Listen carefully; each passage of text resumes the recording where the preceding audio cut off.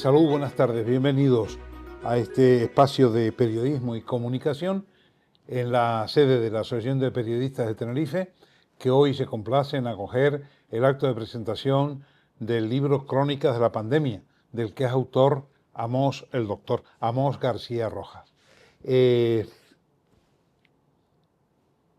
No puedo presentar, no soy parcial, no soy imparcial con Amós, por lo tanto me voy a ahorrar algunas cosas que debería decir, porque en realidad mi amistad con él o mi relación con él data de los tiempos de su padre en activo, a quien conocí y a quien traté también. De manera que, y el padre también de Eduardo, de manera que les damos la bienvenida a ambos y expresamos nuestra satisfacción por ser la sede de esta presentación de un libro que está interesando y mucho, y que ya en su original puesta en escena, en Las Palmas de Gran Canaria, causó un gran impacto y tuvo una muy buena acogida. El texto para esta ocasión se titula Un cronista de vanguardia, doctor. Así que vamos a ver lo que decimos. Cuando puso punto final a su ejercicio activo de la profesión y la función pública, allá por junio del año pasado, dijo un adiós callado. En una amable carta de despedida escribió que han sido más de 40 años dedicados a la salud pública, periodo en el que, asegura, haber tenido momentos geniales, pero también momentos difíciles y de mucha tensión. El doctor Amós García Rojas, adscrito al Servicio de Epidemiología y Prevención de la Dirección General de Salud Pública del Servicio Canario de la Salud, ha querido que introduzcamos sus crónicas de la pandemia escritas en esos momentos de zozobra e incertidumbre a los que alude en su carta. Lo hace con la humildad de siempre. Porque Amós fue así siempre, inspirado en los grandes guitarristas a los que admiró y siguió durante su juventud. Siguió desde luego los pasos de su padre, un especialista del que asumió la paciencia que había que tener con los que padecían algún trauma físico, una fractura o una ruptura muscular. Aún le recordamos durante su estancia en la consulta, cuando recibía a cualquier hora a futbolistas lesionados que iban en busca de una sanación casi milagrosa. Dime la verdad, Sedomir, ¿te duele aquí?, le preguntaba en cierta ocasión al arquero de los Realejos que quería disputar como fuese un partido decisivo de los de antes, Real Unión Puerto Cruz en el Rodríguez López. Uno, perdón por la primera persona, estaba allí. El doctor García era así de escrupuloso antes de inyectar un método casi infalible que aplicaba a los deportistas que le visitaban. Su hijo Amós acreditó su humanismo en el campo de la epidemiología, siempre con una palabra o una pregunta para el paciente. Amós tuvo un papel destacado, sobresaliente, en la última pandemia de triste recuerdo. Sus opiniones en medios, a los que atendía sin reserva, también a cualquier hora, desde cualquier día, desde cualquier isla, fueron útiles y tranquilizadoras. Vaya que sí. Con la humildad de los médicos de antes, estas son sus palabras de despedida. Creo que nunca he hecho nada que haya podido molestar a alguien, pero si así ha ocurrido, pido disculpas y te aseguro que no era mi intención. De verdad que te deseo lo mejor tanto a nivel laboral como a nivel personal. Y así, algo emocionado, te digo adiós y te doy un fuerte abrazo. Al que correspondemos, doctor, gracias por tanto, gracias por todo. Te mereces todo el afecto que uno pueda dispensar. Gracias por esta obra que trasciende el relato documental para convertirse en una poderosa defensa del conocimiento, de la dignidad profesional y de la responsabilidad social en tiempos de crisis. A lo largo de sus páginas se reviven los meses más duros de la pandemia desde múltiples ángulos: el sanitario, el político, el social y sobre todo el personal. Y se hace a través de un protagonista que no solo representa a miles de profesionales exhaustos, sino que encarna los valores del servicio público y la ética frente al miedo, la ignorancia o la mezquindad. Lo más relevante de esta obra y lo que la hace tan singular es su capacidad para equilibrar con maestría la crónica rigurosa con la narrativa emocional. El lector encuentra en ella momentos de tensión política, denuncia social, anécdotas surrealistas, diálogos que resuenan con verdad y escenas que conmueven profundamente, como las vividas en las residencias de mayores. Estamos, pues, ante un médico epidemiólogo, especialista en medicina preventiva y salud pública, actualmente jubilado. Fue presidente de la Asociación Española de Vacunología durante la pandemia y miembro del Comité Permanente para Europa de la Organización Mundial de la Salud. Tuvo un destacado papel como comunicador y gestor de la pandemia. Ha sido autor y coautor de numerosos artículos en revistas y libros científicos. También ha publicado varios artículos de opinión sobre diferentes temas en prensa convencional. Crónicas de la pandemia es su primera novela, un relato ficcionado de las aventuras y desventuras de un epidemiólogo durante la pandemia de coronavirus. Su objetivo, fijar en negro sobre blanco una serie de episodios que parecen haber sido pasto de una especie de amnesia colectiva y que ahora, pasados 5 años, nos parecen muy lejanos. En 134 páginas recoge una serie de relatos breves. Cada capítulo es prácticamente una historieta, un cuentito relacionado con la pandemia. Todos están conectados y sobre todo están interrelacionados por una figura, la del epidemiólogo Jaime García. Ha explicado el autor que ejerció de jefe de sección de epidemiología y prevención de la Dirección General de Salud del Gobierno de Canarias durante aquella crisis sanitaria. Además del apellido, Jaime y Amós comparten muchas cosas, sobre todo buenos y malos momentos. Hay algo de ficción, pero también hay mucho de realidad, de las experiencias personales que tuve, dice, como epidemiólogo en el contexto de la pandemia. Así lo ha asegurado el vacunólogo, que ha empleado a su alter ego para airear algunas cuestiones biográficas que explican su comportamiento en determinados momentos de la pandemia, algunos buenos y otros francamente desagradables. Los choques que hubo con los movimientos negacionistas fueron muy duros, y era bastante duro estar trabajando horas y horas y horas para que encima te dijeran las barbaridades que te decían o incluso recibieras amenazas físicas o de muerte, rememora García. En su caso, las intimidaciones le llegaron a su buzón de correo electrónico y lo puso en conocimiento de la policía. De eso no se sabe nada. Me dijeron que habían identificado al autor, comentó en una entrevista periodística. El doctor Amós García Rojas podría haber escrito un ensayo, pero prefirió fabular un poco y salpimentar la narración con algo de ficción. Preferí que fuera una novela, porque quiero que llegue a todo el mundo, que se entienda y que se comprenda, explicó.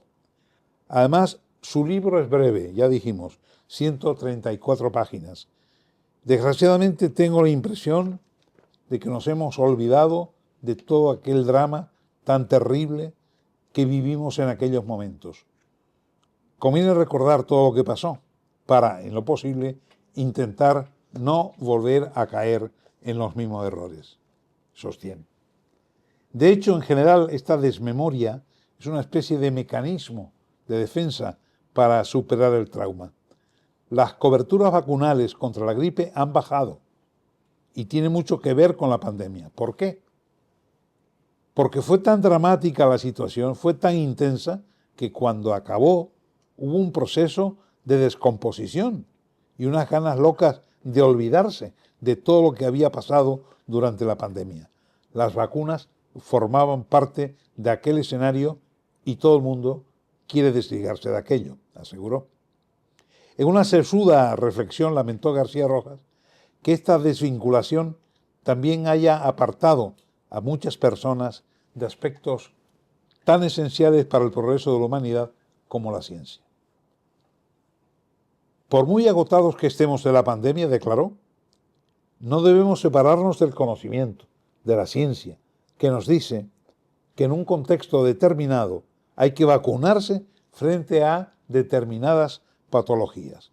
Eso no lo debemos perder de vista, dijo el epidemiólogo cuando fue entrevistado por Carmen Delia Aranda Rodríguez en Canarias 7.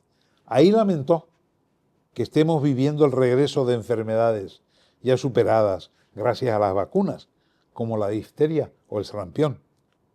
Además, en el libro se destaca el papel clave que desempeñó Canarias en la pandemia, desde que se detectara el primer caso de COVID-19 en España.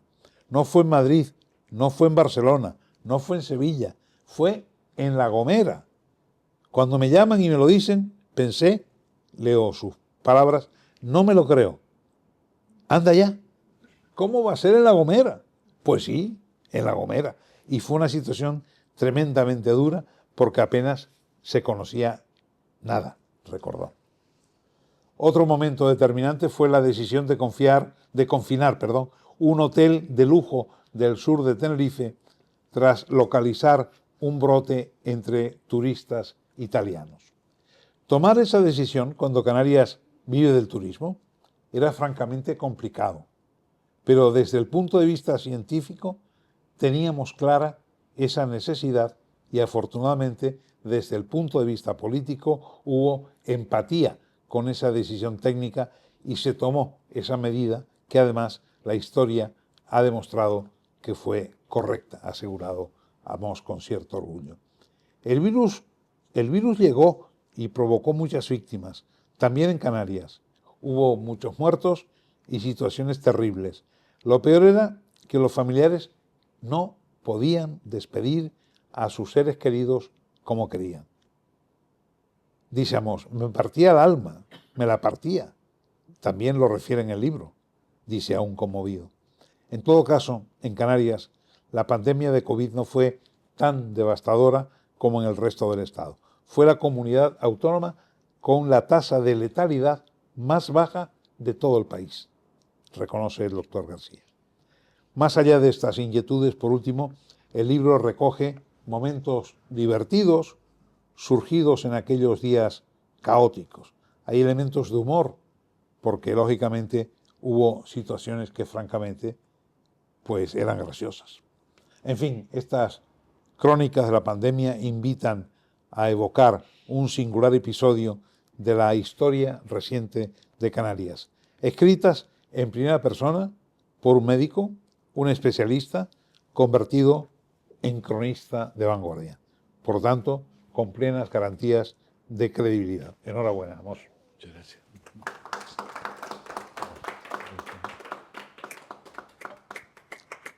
Le cedemos la palabra al autor. Sí.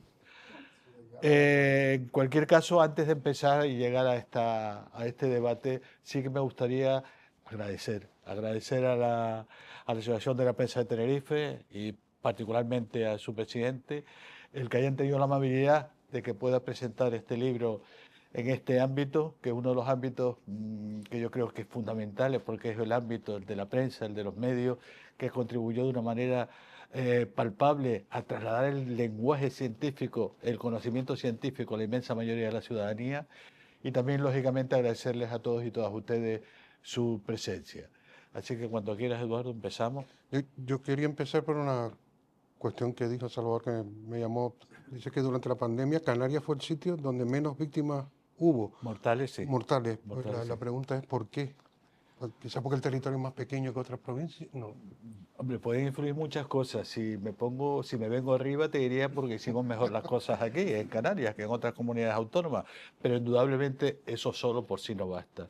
También el hecho de ser isla y al haberse producido un confinamiento global, se evitaba un poco la llegada de posibles agentes que tuvieran capacidad de diseminar el microorganismo en las islas. Sí es cierto que el confinamiento fue en todos lados, pero la movilidad entre comunidades autónomas no es lo mismo que la movilidad que podíamos tener en Canarias. Yo creo que es otro factor importante. Otro factor importante es que tuvimos una cobertura vacunal espléndida, buenísima, en relación a la población diana. Y eso me permite, a su vez, devolverme a poner a intentar venir arriba, porque buenas coberturas vacunales y un buen trabajo de vigilancia, de control y de intervención ante los casos. Mira, la otra pregunta es, ¿qué es lo que te llevó a escribir el libro? Porque esto lo escribes 5, ¿no? 5 años, 6 años después Sí, de lo que sucedió. sí. Fue uno de los objetivos que tenía cuando me jubilé. Quería de alguna manera reflexionar sobre lo que ha sido el drama más terrible del sistema, de la estructura social en los últimos tiempos.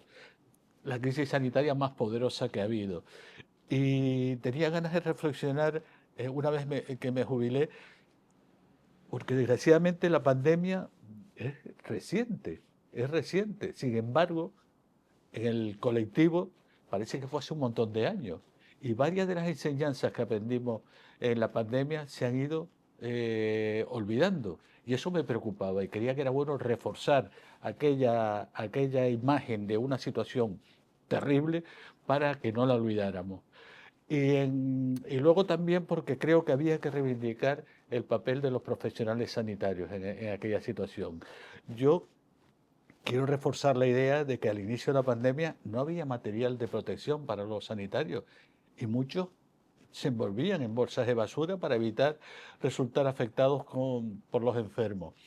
Creo fue una situación en la que trabajamos sin horas del día. Podíamos trabajar 10, 15 horas en un día porque así lo reclamaba la situación. Y creo que era bueno poner en valor el papel de los sanitarios, cuidado, y de otros servidores públicos, como los medios de comunicación. Y al mismo tiempo dar también un valor al comportamiento que tuvo la ciudadanía en general, porque siguió las consignas que se daban, las recomendaciones que se daban del ámbito sanitario y huyó de voces que procedían más bien de ambientes muy alejados del rigor científico. Fundamentalmente, por lo tanto, lo que pretendía era reivindicar la ciencia frente a la inconsciencia, reivindicar el conocimiento frente al desnortamiento, reivindicar la verdad científica, porque desgraciadamente en una situación tan complicada como por la que pasamos, se desarrollaron muchas fake, muchas noticias falsas, que en un contexto tan dramático como una pandemia contribuyeron de manera decisiva a convertir la mentira en una mezquindad. Es decir, de lo que se trataba era de defender la evidencia frente a las evidencias. A mí me gustaría que también nos comentaras cuánto hay de ti del protagonista. Además, Jaime García, el apellido. Y si las situaciones que plantea en la novela, cuántas están basadas en la realidad y cuántas no. Sí, yo en la novela, evidentemente, Jaime García y yo coincidimos no solo en el apellido, sino también en otras muchas de las cuestiones que aparecen referenciadas en el libro. Sí, porque está a A punto mí de Jaime jubilarse García, también, ¿no? Que está a punto de jubilarse también el personaje. no, se jubila del libro, ¿eh? Sí, Se sí, bueno, jubila. sí, en el libro Sí, sí, está... el último capítulo Sí, bueno, sí, sí, es pero una cuando... entrevista que le Sí, hacen ya después, a jubilado, que de alguna posteriori. manera lo que hace es resumir todo lo que él entendía que fue la pandemia, en el epílogo. La verdad que Jaime García me cae muy bien. Amos García ya no tanto, pero Jaime sí. ¿Y por qué digo esto? Porque Ya. el epidemiólogo, evidentemente, la parte biográfica que pongo del epidemiólogo es parte mía, es parte personal, soy yo, vamos. Y parte de las situaciones en las que aparece Jaime García descrito en el libro también forman parte de lo que ha sido mi biografía personal y la profesional. También fabulo mucho, más que fabular, hago hipótesis sobre algunos de los elementos que configuraron la situación más, digamos, perversa que tuvo la pandemia, que fue la de las noticias falsas, que en mi opinión estaban claramente destinadas a crear desconcierto en la ciudadanía, una situación difícil, muy difícil, crear desconcierto para sacar réditos de unos determinados intereses, que yo asocio políticamente a unos determinados colectivos políticos. Estoy convencido que eso es así, y me lo preguntas y te lo digo claramente. Claro que si eso es negacionismo, a mí no me convence. ¿No? Creo que es fruto, ¿cómo se va a negar la razón? Yo creo que es fruto más bien de unos comportamientos que lo que tratan es de crear desconcierto en los ciudadanos, crear tensión para sacar rédito político indudablemente. Sí, en la novela hablas de, en vez de pandemia, esta gente que decía plandemia, ¿no? Sí, efectivamente, esos Y son los... atribuye, se puede decir, no voy a revelar ningún secreto, a grupos de extrema derecha los que de alguna manera Sí, sí, planifican, totalmente. pero eso es Y así lo pongo o en el eso, libro, y lo pongo en el libro pero eso así. es invención tuya No, eso es o invención te mía consta porque no que, tengo vale, no puedo constatar, hablo de incluso de una reunión de los grupos en políticos de Suiza extrema creo que. derecha en Suiza. Y yo no tengo ni idea de si eso es así, pero, pero creo que es una hipótesis más que razonable y quiero plantearla en el libro, porque a mí me resulta muy desconcertante que alguien niegue la razón. Es que no lo entiendo, no lo entiendo. Y me resulta muy desconcertante que además en la forma de exteriorizar esa sin razón, lo hacen de una manera bastante agresiva. Yo desgraciadamente, y eso es así, tuve que aguantarme insultos, tuve que aguantarme amenazas y tuve que aguantarme algunas situaciones violentas, dramáticas. Y eso creo que es fruto fundamentalmente de lo que es un comportamiento claramente tendente a generar una situación de crispación en la ciudadanía. Y vamos, y yo creo que la pandemia marca un antes y un después en los comportamientos en relación a los bulos. La pandemia creo que es el inicio de las políticas de bulos y de fake news que se han seguido desarrollando a continuación. Ujú. ¿Y por qué lo titula? Bueno, es verdad que el libro es una crónica de la pandemia, pero ¿por qué decidiste eh, apostar por este estilo literario y no Sí, por otro? pues fundamentalmente porque yo no soy Eduardo Mendoza ni soy Javier Cerca. No, no lo soy. Soy un modesto profesional de la epidemiología que trataba de traducir de la manera más que me resultara más placentera y más fácil a un libro las experiencias biográficas que tuve yo y que tuvimos todos los profesionales de salud pública. Cada capítulo de la obra es casi una parte de esa crónica, es una crónica.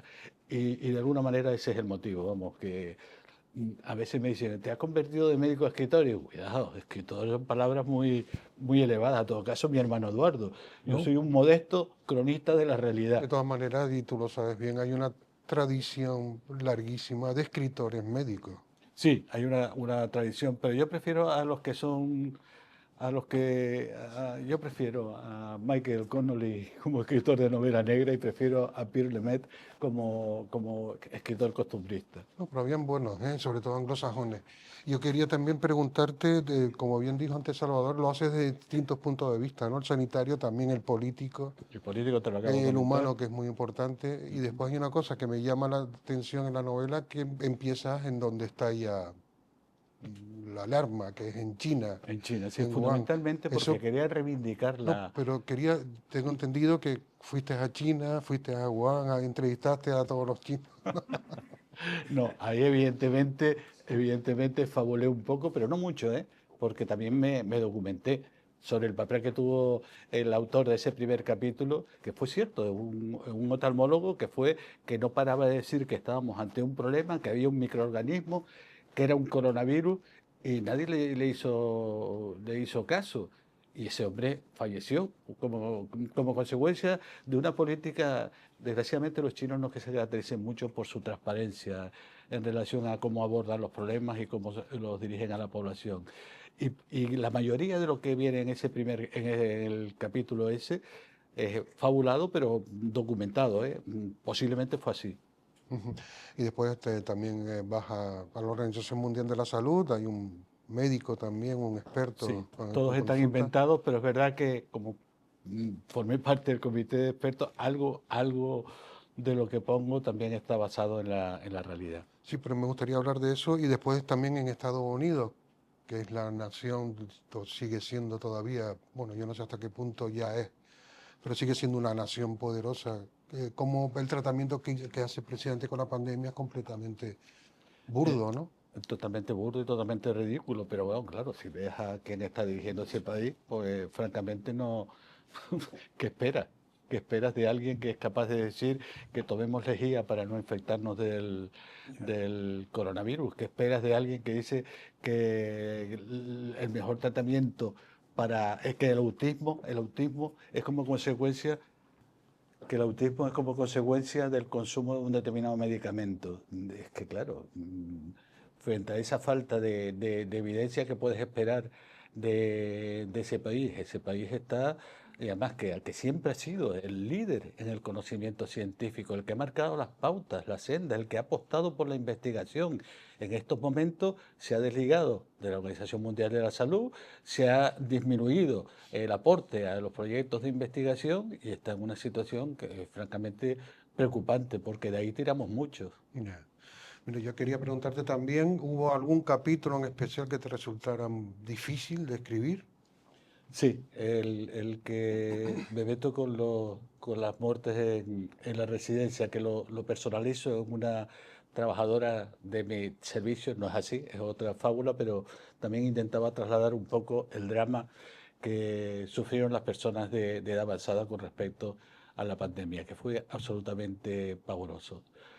A mí me pregunta mucho cuál fue el momento que más duro fue para ti el convivir con la pandemia. Yo lo tengo claro. Aquel día en el que te das cuenta que ha habido 1000 muertos en 24 horas. Eso fue espantoso, espantoso.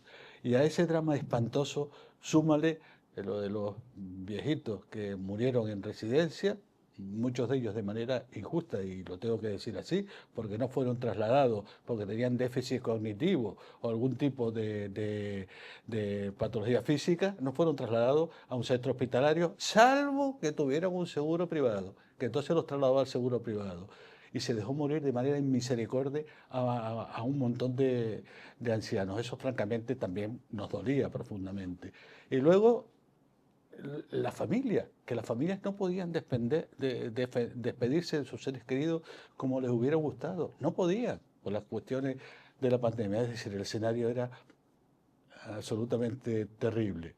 Pero incluso a pesar de eso, hubieron momentos curiosos y graciosos, que si te cuento uno Sí, que hombre, tengo claro. todavía metido en la cabeza. Mira, mm, cuando ya empecé a hablar yo de que me iba a jubilar, todavía en los coletazos de la pandemia, de repente llegó un día a mi despacho una, una señora que me dijo que era enfermera y que me tenía mucho aprecio, mucha admiración y que me quería hacer un regalo porque se había enterado que yo era previsible que me jubilara en breve. Y me entregó 3 botellas de vino, cuya etiqueta era el nombre comercial de cada una de las vacunas que había frente a la COVID. Aquello me dejó un poco desconcertado, ¿no? Que un vino que se llame AstraZeneca, un vino que se llame... me dejó desconcertado, la verdad. Y sobre todo me desconcertó mucho que estaba muy nerviosa, estaba muy nerviosa. Yo digo, mire, yo puedo causar admiración, pero tanto como para poner a una persona así, francamente, no creo. Bueno, estaba muy nerviosa, tan nerviosa estaba que me dio una de las botellas y no se dio cuenta que, la bolsa donde me la daba estaba rota por debajo y eso, ¡bumba!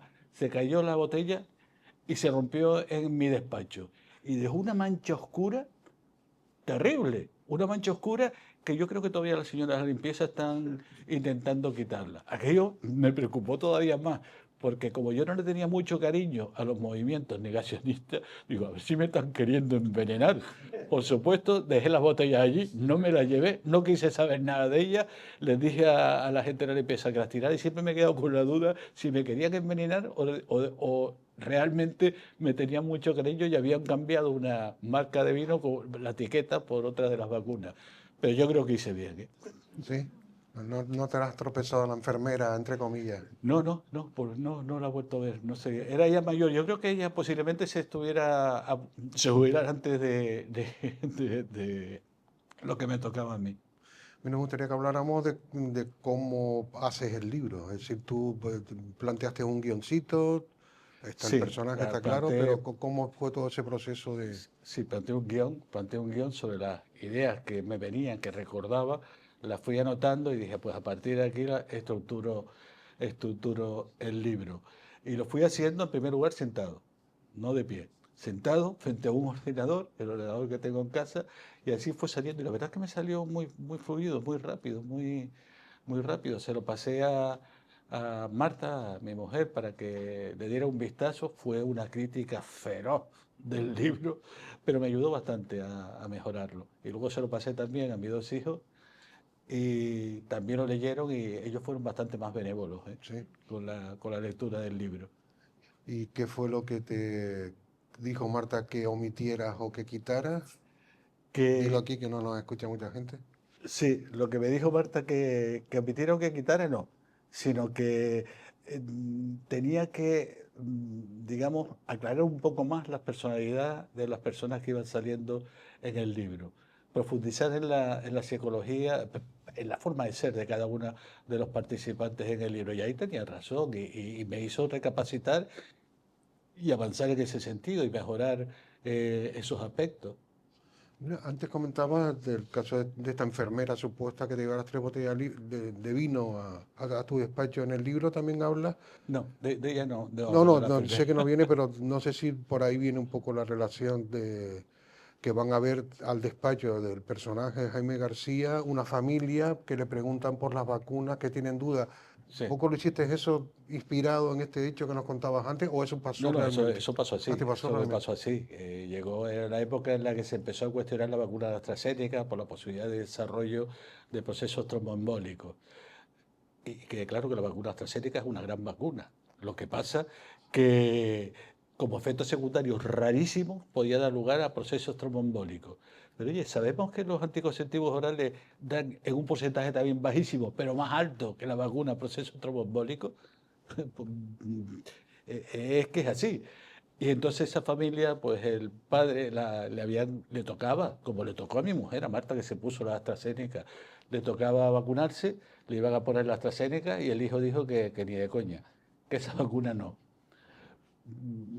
Yo, eso me hizo pensar, digo, pero realmente alguien cuando va a vacunarse de la gripe o cuando le ponen un tratamiento le dice al médico, oye, no, ese tratamiento no, ponme otro que me gusta más. O la vacuna de la gripe, ¿cuál me va a poner? No, no se dice, porque las vacunas forman parte de unas recomendaciones sanitarias, no es una mercería donde tú puedas ir a elegir lo que quieras porque lo vas a pagar. Y entonces aquello me costó un cierto disgusto porque yo le dije a esa familia que lo sentía mucho, pero yo no iba a prevaricar. Si las recomendaciones que hay son las que hay, lo lamento en el alma, pero tal como se la ha puesto a mi mujer, sus padres y madres se la va a poner con toda seguridad, hombre, con toda seguridad. Bueno, eso me valió un portazo y además hijo de la gran de camino, pero bueno, es lo que te tocaba. Me deja que te cuente otra cosa graciosa que me pasó en el contexto de la pandemia, que esa sí que la guardo y sí la referí en el libro. Mira, hubo un momento que me llamó el de seguridad de abajo de donde yo trabajaba y me dijo, hay un señor aquí que quiere hablar con usted. Le digo, pero no estaba citado, ¿verdad? No, no tengo ninguna... Dice, no, no, pero dice que es muy urgente y que está muy interesado en hablar con usted. Digo, bueno, pues dile que suba. Yo recibía a todo el mundo que quería hablar conmigo, aunque no tuviera hora ni nada, los recibía. Subió y de entrada su aspecto me resultó un poco extraño porque era un aspecto muy desaliñado, era una persona mayor de unos 60 años con un aspecto muy desaliñado. Pero vamos, le pregunté, bueno, me quería usted ver a mí, ¿no? ¿Qué es lo que desea decirme? Dice, mira, es que tengo el remedio contra el cáncer y contra la COVID. Le digo, ¿sí? Dice, sí, aquí, en este líquido, en este ungüento. Le digo, mi madre, ¿y cómo sabe usted que eso es el remedio contra el cáncer? Dice, porque yo tengo en mi casa cabras que estaba llena de pústulas, le puse este ungüento y le desaparecieron a las 2 semanas. El problema es que el pobre hombre sí que estaba como una cabra, no lo sabía, pero no estaba bien de la cabeza. Le dije, mire, por favor, usted no le ponga ese ungüento más a ningún animal, y menos a una persona humana. Apunte en un papel todo lo que lleva ese ungüento y en las cantidades que lleva y me lo manda y ya hablaremos en el futuro. y vaya usted también a ver a su médico de cabecera, que posiblemente le hará un favor. Fue muy gracioso, porque no solo decía que tenía un invento, sino además que se lo querían robar los rusos, No se lo podían haber robado. en la época de Putin. Ya. Y sacó también su vacuna a los rusos, ¿no? Sí, sacaron su vacuna que bueno, tenían limitaciones importantes. Sí. Era una vacuna inaceptable en Europa porque no había pasado por todos los requisitos que se siguen en Europa para defender la presencia de ni en Europa ni en Estados Unidos, de un producto en el mercado. Ujú. Yo creo en el último capítulo, donde ya se jubila, y le hacen una entrevista en la tele, en la televisión, Sí. y le citan, le piden que coja la banda sonora y él da una serie de discos y de títulos de Sí, no, rockeros. La pregunta es, esos son los discos que escogió Jaime García, pero ¿cuáles son los de Amos García? ¿Los mismos de no, Jaime García? solo lo de Amos García, que tiene una amplia influencia sobre Jaime García. Y la, pe- y la banda sonora yo la tenía claro, la tenía clara. Lógicamente, el primer tema, The Long and Winding Road de los Beatles, un largo y tortuoso camino, así era la pandemia, que en ocasiones se transformaba en una auténtica autopista al infierno de AC/DC, pero que con las llegadas de la vacuna, afortunadamente ya empezó a venir el sol, también de los Beatles, o empezamos a escalar la subida al cielo de la normalidad del Led Zeppelin, una banda sonora que tenía clara. Pero y no citaste ninguna de Bob Dylan, ¿no? Sí, Sí, es verdad, pero no lo cuando me acabo de citar pregunta la ahora. Sí. periodista y con qué dos canciones te identificarías tú más, también lo tenía claro. Con Don't Think Twice Is Alright de Bob Dylan, básicamente porque en aquel momento había que actuar a veces sin pensar las cosas dos veces, había que hacerlo. Don't Think Twice Is Alright, no lo pienses, está correcto. Y en segundo lugar, una de los Rolling Stones, que evidentemente no pueden fallar. Y lo que ha fallado es la gira que iban a hacer en el 2026, que me ha roto el alma, pero no podían fallar. You can't always get what you want. No siempre puedes tener lo que deseas. Y yo en la pandemia deseamos muchas cosas que desgraciadamente no podíamos tener. Mira, en el libro el personaje de García te está ansiando jubilarse, está un poco, digamos, quemado por el trabajo y Sí, quemado por el trabajo y espe- sobre todo quemado por ciertos aspectos de la función pública que le resultan exacto. Entonces la francamente pregunta es si rechazables. eso también lo sentiste tú, Sí, esos sí, sí, sí, reflejos del personaje. totalmente, es reflejo mío personal.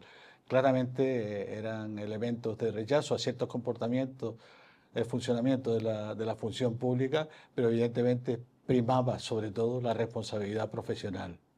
Fue mi caso, yo me podía haber jubilado antes de la pandemia, pero había un ejercicio de responsabilidad profesional. ¿Cómo me voy a ir con el marrón que hay aquí montado? No porque nadie sea imprescindible, nadie es imprescindible, pero sí es cierto que en determinados momentos dramáticos es conveniente hacer uso de la experiencia y en ese sentido yo sí que tenía un marco de experiencia importante. Pero me imagino que en ese momento hubo no uno, sino muchos donde te estuviste tentado a tirar la toalla. No lo hiciste, gracias a Dios, No, pero en la pandemia en ningún en momento ningún quise tirar momento. la botada. No, no. Hubo momentos en que me cabré, hubo momentos en que decía, mi cachi de mar, ¿cómo es posible esto? Pero de tirar la toalla o de amedrentarme ante las amenazas que estaba recibiendo, nunca. Nunca, nunca. Y parte de ese comportamiento yo creo que también viene expresado en el libro, en la parte autobiográfica de cuando Jaime García, en este caso claramente Amos García, era estudiante de medicina en Sevilla. Pero eso último no termino yo de coger. ¿Por qué? Sí, el comportamiento de recibir amenazas no era nuevo para Jaime García. Ya en la época de estudiante en Sevilla recibía amenazas por los mismos grupúsculos de extrema derecha. En aquellos momentos se llamaban los guerrilleros de Cristo Rey. Y más de una vez tuve la desgracia de ser sujeto activo del odio de aquella gente por determinadas circunstancias. Y también aquella vez me decían, sabemos dónde vive, te vamos a dar hasta el carnet de identidad. Y eso quizá de alguna manera me hacía que en el contexto de la pandemia, uno de los que se llaman negacionistas, que son negacionistas de la razón, vuelvo a repetir, me decía, sabemos dónde vive, diga, mira, ya pasé por esto. Mira, hay otra cosa. Sí, en momentos mucho más duros y difíciles desde el punto de vista de lo que es la vida personal. Ujú. Tenía otra pregunta antes de pasar al público, si quiere plantear también alguna cuestión. Era, ya que estamos la sede de la Asociación de Periodistas de Santa Cruz de Tenerife, pues que hablara, que también lo sacas a relucir en el libro, por el comportamiento de la prensa que contigo, de la prensa y de los medios de comunicación que contigo, pues bastante generoso y profesional, es decir, cosas que... Sí, yo la verdad había tenido antes de la pandemia algún contacto más ligero con profesionales de los medios de comunicación, pero a mí me impresionó mucho el comportamiento profesional que tenían los compañeros de ustedes, los profesionales de los medios de comunicación, con alguna excepción como ocurre en todos lados, pero el comportamiento general fue muy bueno. Y además fue tremendamente cariñoso conmigo y tremendamente respetuoso, lo cual agradezco profundamente. Y en ocasiones me han preguntado, es que tú participaste mucho en los medios, tuviste una vida muy mediática. Y digo, claro que sí, porque es una obligación mía como profesional. ¿Cómo no vas a comunicar utilizando el canal que hay para que llegue a la ciudadanía, que son los medios? ¿Cómo no vas a comunicar lo que está pasando con la situación más dramática que se ha dado en la sanidad en los últimos tiempos? ¿Cómo no vas a llevarle a una población angustiada, atemorizada, aterrorizada, un mensaje correcto sobre lo que está pasando? Había que transmitir calma. Oye, que no estamos ante el fin del mundo, que la ciencia va a resolver este problema. Había que transmitir también paciencia, pero no va a ser en 2 días. Y sobre todo había que transmitir algo que yo repetía machaconamente en las redes sociales: prudencia, porque la prudencia sigue siendo la madre de las virtudes a la hora de enfocar los problemas de transmisión, de enfermedades transmisibles. No sé, Salvador, si quieres preguntar también, pero uy, o el público, ¿a ver alguna mano levantada? Bueno, buenas noches. Eh, ¿Cómo ha cambiado tu vida o ha cambiado tu vida antes y después del COVID? Pues ha cambiado mucho. Durante el COVID fui muy mediático, era una cara muy mediática. Eso me trajo 2 situaciones diferentes. Fui el sujeto activo de las iras de determinadas personas, afortunadamente muy pocas, y sobre todo fui el sujeto activo del cariño y el afecto de la mayoría de los ciudadanos. El que hoy todavía haya gente que me para por la calle y me dice, adiós doctor, gracias, es impagable, es impagable. Ha cambiado en eso fundamentalmente, en que has perdido un poco de tu anonimato, pero has ganado en cariño y en afecto, también en odio de algunos sectores, pero son muy minoritarios.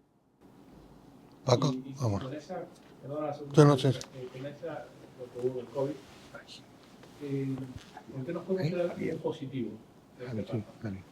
Pues como positivo de la etapa, yo creo que nos debemos quedar con que tenemos unos sanitarios que han sido magníficos profesionales, es una situación muy complicada, que tenemos una ciudadanía que ha respondido de manera bastante adecuada a las recomendaciones sanitarias, huyendo de los cantos de sirena de focos alejados del conocimiento científico, y yo creo que eso es muy importante. Ahora, si me estás preguntando, ¿eso significa que ya no vamos a tener más problemas de este tipo? Yo digo, en absoluto. Vamos, yo estoy convencido que vamos a convivir con más pandemias, que en cualquier caso a mí me cogen jubilado, ¿eh?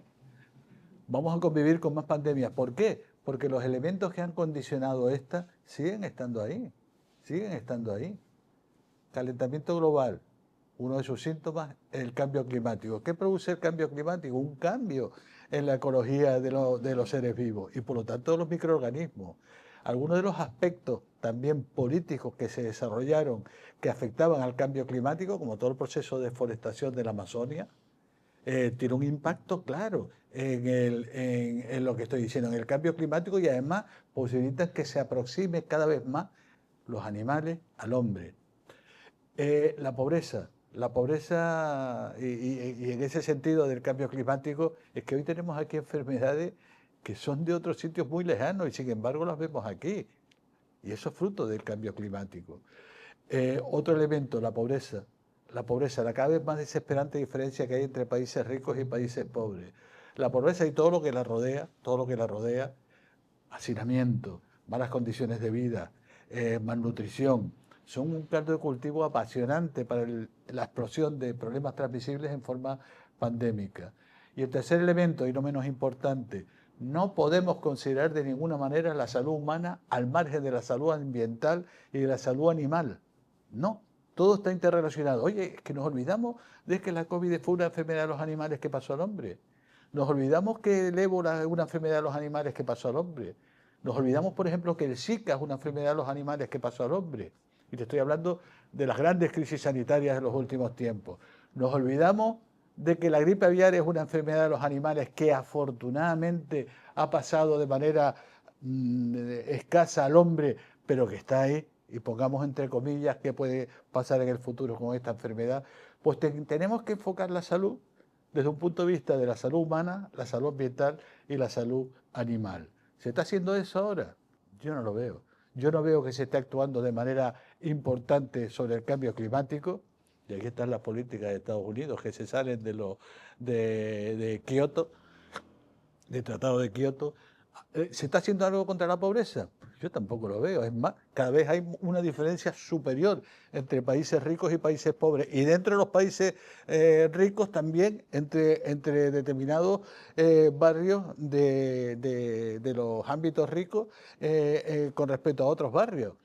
¿Se está haciendo algo sobre la salud humana, ambiental y animal? Yo tampoco lo veo, tampoco lo veo. Si es verdad que la gripe aviaria ha permitido movilizar algo a lo que son los sectores sanitarios, pero no nos podemos quedar solamente en entender que eso es una anécdota. No, no, no. Eso es una realidad que va a impactar claramente sobre nosotros en el futuro. Por lo tanto, sí que vamos a tener otra pandemia. No sé cuándo, no sé cuándo. Puede ser dentro de 50, 60, 80 años, no sé, pero vamos a tenerla seguro. Si hubiera una segunda edición y el doctor Jaime García tuviera que escribir el libro tras jubilarse, sabiendo lo que hoy sabe de mascarillas, historias, tramas, ¿cómo afrontaría ese señor García esa... Lo cuenta en el libro, ¿eh? No lo he leído, pero Lo cuenta. ¿Se atreve el doctor? Sí, se atreve porque hay que meterse. No culpabiliza a nadie porque todo eso está en ver qué pasó, pero sí plantea que es increíble como una situación tan dramática como la que hubo gente que sin escrúpulos se aprovechó para enriquecerse. Ya fuera en Madrid, ya fuera en Canarias, nombre de Canarias también, porque esa era la realidad y esa realidad hay que contarla como los aspectos que no nos han producido satisfacción en el abordaje de la pandemia. No creo, no creo, porque yo... No, pero todas esas cosas hay que contar. Yo no nombro a nadie, no digo, porque no puedo acusar a nadie de algo que se está investigando, pero sí que digo que a Jaime García le produjo una gran tristeza y cabreo el ver cómo en esa situación hubo gente que se enriqueció de manera indigna. Sí, claro que lo cuento, ¿cómo no lo voy a contar? Porque lo fácil es pasar por encima, ¿no? Y tal, pero claro. No, hay que contarlo porque eso fue uno de los elementos que a mí personalmente me han dolido de la pandemia y a Jaime García también, evidentemente, y claro que hay que contarlo, claro que hay que contarlo. Y cuando se sepa todo, ¿qué va a pasar con Jaime García? Pues cuando se sepa, no, Jaime García estará tranquilo porque él no tenía... Digo, porque al final cuando vea que su entorno estaba pasando todo aquello, cuando obviamente estamos hablando de hipótesis, ¿no? No hay nada, todavía nadie en Tenerife 2. Pero, ¿qué pasaría cuando sepa que realmente que es cierto todo aquello que pasó? No, si cierto no tiene ninguna duda de que fue, cuidado. Cierto sabe que fue, y lo dice en el libro. Cuando se aclare la situación y se obtenga una visión global de realmente quién fue los culpables de aquella situación, pues lógicamente Jaime García dirá, joder. Nosotros trabajando 15 horas diarias y estos tíos enriqueciéndose. Y evidentemente que sí. Pero sí lo toco porque si no lo tocara, Jaime García y Amos García hubiera sido un indecente. Petra. Un poco un salto atrás en lo que has venido contando. ¿Qué tan eficaz fue la vacuna rusa? La vacuna rusa, aquí no lo sabemos, porque no se administró, porque el formato de fabricación, o sea, de los ensayos que realizaron en Rusia son muy diferentes a los que están homologados en Europa y en Estados Unidos. Es decir, era una vacuna que no se podía plantear administrar, ni las chinas tampoco. No seguían digamos, el modelo que debe seguir un producto para que esté comercializado, los controles clínicos, las fases clínicas, todo eso no se daba en la vacuna rusa y por lo tanto no se administró. ¿Cuál fue el resultado en Rusia? Según dice Putin y su gente, muy bueno. Yo tengo mis dudas porque una vacuna que no se aplica siguiendo el protocolo científico, no digo que ellos no tuvieran su protocolo científico, pero no tenían el nuestro y el nuestro es bastante riguroso, bastante riguroso. ¿Quién fue, el pangolín o un laboratorio? No sé, yo un laboratorio no me lo creo, no me lo termino de creer. No me lo termino de creer porque primero por la epidemiología descriptiva del problema. El problema no apareció en los alrededores de los laboratorios que fabricaban, que trabajaban con coronavirus. Apareció en el mercado de Wuhan, donde habían animales.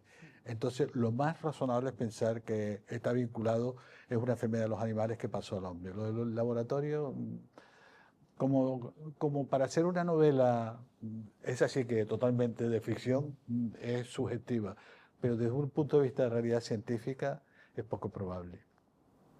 Bueno, ahora con lo del cerdo en Cataluña están investigando a un laboratorio. Sí, y en ese caso puede tener su razón, pero ya digo, en el caso de una enfermedad de las características del SARS-CoV-2 es bastante complicado.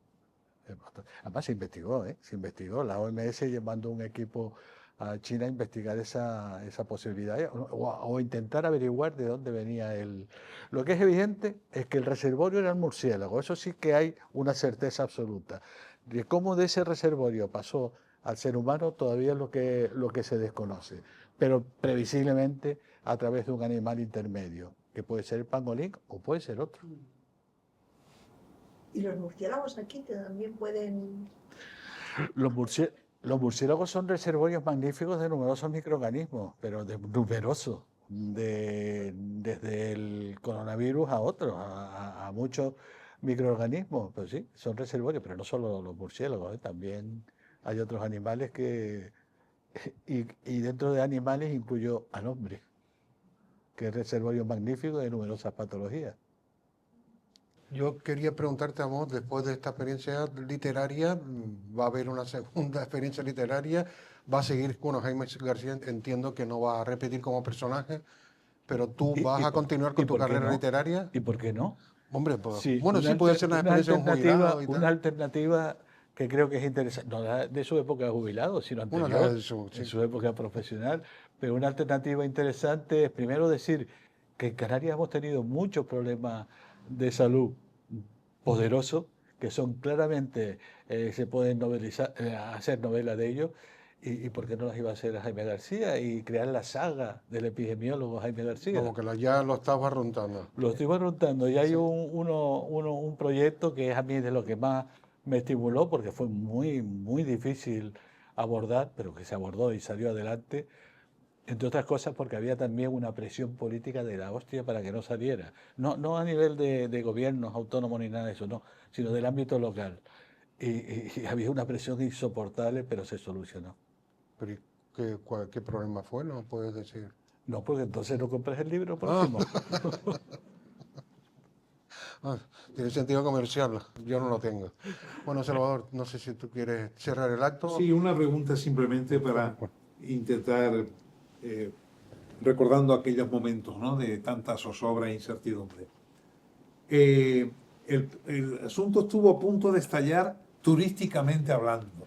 El episodio de la confinación de la clientela, de los huéspedes del Hotel del Sur, ¿no? Los expertos temieron, Amos, que aquello estallara fuera de control. No, los expertos sabíamos que aquello iba a estallar fuera de control, lo sabíamos perfectamente, pero déjame hacer una aclaración. Lo pongo en el libro. Canarias tuvo la fortuna o la desgracia de tener un papel clave en la evolución de la pandemia en nuestro país, porque fue la comunidad autónoma donde aparecieron los primeros casos de COVID en nuestro país. Y como dije antes, lo digo porque es así, yo estaba en mi despacho y me dicen, oye, que dicen que hay unos casos sospechosos de COVID en La Gomera. ¿Será en Sevilla, en Barcelona, en Madrid? No, no, en La Gomera. Y efectivamente, era en La Gomera. ¿Qué se hizo en aquel momento en el que no se tenía ni la más remota idea de cómo abordar el tema? No había vacunas, no había tratamiento, ni siquiera había la posibilidad de que las muestras se pudieran analizar aquí. Hubo que cogerlas a los casos y enviarlas a Majadahonda. Pues todo eso se hizo siguiendo las pautas normales históricas de salud pública. Aislamiento de los casos y sus contactos íntimos y trazabilidad de los movimientos de esos casos. Es decir, ver por dónde habían estado durante su estancia en la isla e investigar todos los contactos humanos que hubieran tenido, a los cuales se les aconsejaba no salgan de su domicilio, tengan precaución y si tienen algún síntoma, llámenos urgentemente. Pues aplicando las medidas esas, no hubo ningún caso secundario aquel. No hubo ningún caso secundario aquel. Para que hubieran nuevos casos en nuestra tierra tuvo que pasar mucho tiempo, mucho más que el periodo de incubación del microorganismo. Es decir, se hizo bastante bien aplicando el sentido común, que es el pensamiento científico. Eso sí, yo y los demás estamos convencidos de que, bueno, habíamos frenado los casos secundarios de ese problema, pero íbamos a tener casos de manera segura. ¿Por qué? Porque ese caso de La Gomera ya nos estaba indicando que el microorganismo se estaba moviendo por todos lados, por todos lados. Oye, ya todo esto y terminamos. No llegaste a coger todo el COVID, ¿no? No, durante la pandemia no lo cogí, mira que me expuse, lo cogí cuando ya no había pandemia. Lo cogí al final. Bueno, En cambio, mi mujer sí lo cogió, Marta sí lo cogió a los inicios de la pandemia, pero tuvo un cuadro de lo más raro que daba el COVID. Fue un cuadro, son datos clínicos, pero yo no creo que a ella le importe, porque no tienen nada. Fue un cuadro cutáneo, le salieron como unas ronchas terribles en el pie que le picaban una barbaridad. Y bueno, curó a las 24 horas y no tuvo ningún problema. Y yo dormía con ella y no lo cogí. está bien. Bueno, pues muchas gracias, Amos. Bueno, muchas gracias, Salvador. Y te cedo el micrófono para que tú cierres el acto. Vale, muchas gracias, Eduardo. Muchas gracias, Amos. Hoy hemos escrito la última crónica de esta pandemia que hemos desglosado, desmenuzado desde todos los puntos de vista. Desde los más íntimos, como el que acabamos de escuchar, hasta el relato que configuró toda una panoplia de situaciones que había que tener temple, seguridad y cientifismo para poder resolverlas y afrontarlas. Muchas gracias a ambos. Muchas gracias a ustedes.